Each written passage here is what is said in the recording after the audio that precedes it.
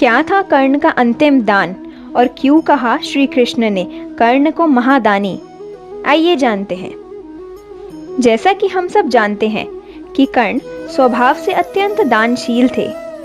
उन्होंने आजीवन सबको कुछ न कुछ दान में दिया और कभी भूल कर भी किसी को निराश नहीं होने दिया। आज हम आपको उनके ऐसे ही एक महान एवं अंतिम दान के संदर्भ में एक कथा सुनाने जा रहे हैं। बात महाभारत युद्ध की है। युद्ध का 17वां दिन समाप्त हो चुका था और आज ही कौरव सेना के सेनापति के रूप में महारथी कर्ण की पराजय हुई। जैसा कि सभी जानते हैं, युद्ध में विजय को प्राप्त करने के लिए अर्जुन को कर्ण पर प्रहार करना पड़ा था जब वह धरती में धंसे अपने रथ के पहिए को निकाल रहे थे। इस कारण युद्ध के पश्चात भी अर्जुन का मन अत्यंत ही व्याकुल था। तभी लीलाधर श्री कृष्ण वहां आते हैं और दुखी मन से कहते हैं कि आज महादानी कर्ण का पतन हो गया। श्री कृष्ण के मुख से यह वचन सुनकर अर्जुन को थोड़ा आश्चर्य हुआ।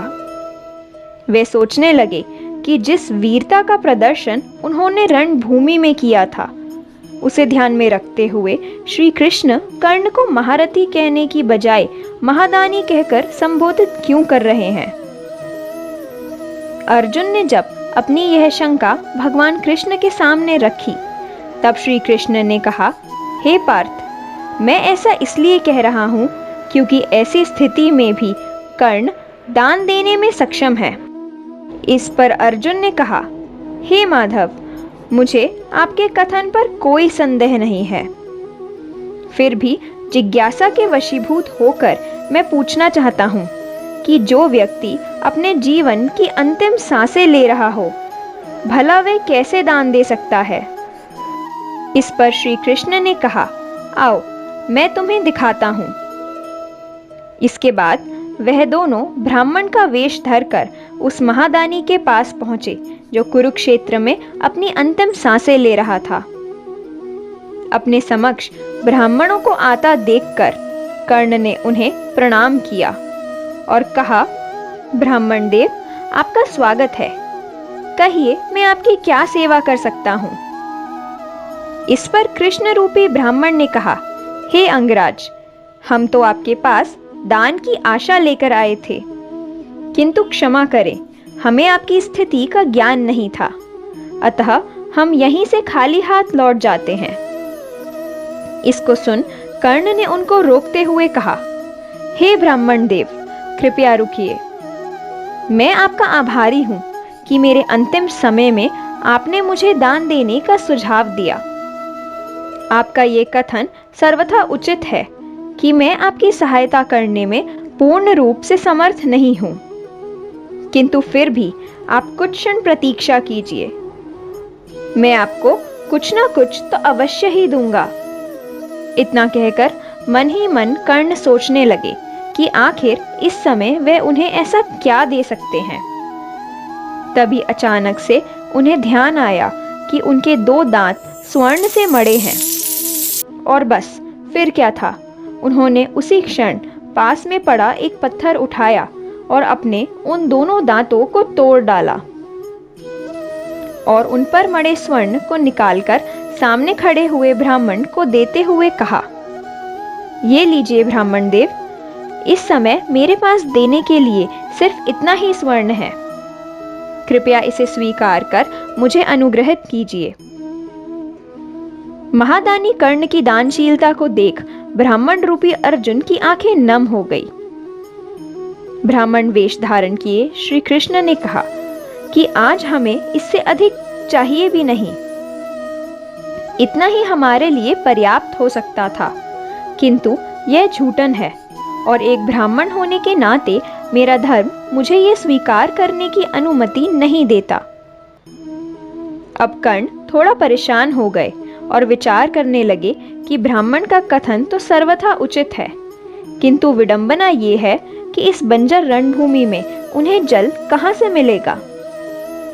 तभी कुछ पल सोचने के बाद उन्होंने कहा, कि हे ब्राह्मण देव, तनिक मुझे मेरा धनुष थमा दीजिए, मैं अभी इसे शुद्ध कर देता हूं। इस पर ब्राह्मण बोले, मैं ये तुम्हें दे तो सकता हूं, परंतु याद रखना कि दान नीति के अनुसार यदि तुमने एक ब्राह्मण से श्रम करवाया तो फिर ये स्वर्ण तुम्हारे द्वारा दिया गया दान नहीं, अपितु मेरे द्वारा किए गए श्रम से अर्जित होने वाला प्रतिफल हो जाएगा। इतना सुन कर्ण को दान के नियमों का भान हुआ और उन्होंने स्वयं कष्ट एवं पीड़ा से करहाते हुए दूर पड़े उस धनुष को थामा और वरुण अस्त्र का संधान कर जल उत्पन्न किया। तब उस जल से स्वर्ण को पवित्र कर उन्होंने ब्राह्मण देव से कहा, अब आप ये दान निसंकोच स्वीकार कर सकते हैं, ये पूर्ण रूप से शुद्ध है। कृपया आप इसे स्वीकार कर मुझे अपने कर्तव्यों से मुक्त करें। महादानी की ऐसी अटूट वचनबद्धता को देखकर वे दोनों आश्चर्यचकित रह गए और उन्होंने अपना वास्तविक रूप धारण कर महादानी कर्ण का अभिवादन किया। वासुदेव श्री कृष्ण ने कहा, हे कर्ण, ना आज से पहले तुमसे बड़ा कोई दानी हुआ और ना ही आज के पश्चात कोई होगा। मैं तुम्हें अपनी शरण में लेता हूं। और इस प्रकार महादानी कर्ण ने अपनी दानशीलता का परिचय देकर श्री कृष्ण के उस कथन को पूर्णतः सार्थक सिद्ध किया। दोस्तों, ये थी महादानी कर्ण की अंतिम दान की कथा। आपको वीडियो कैसी लगी कमेंट सेक्शन में ज़रूर बताइएगा।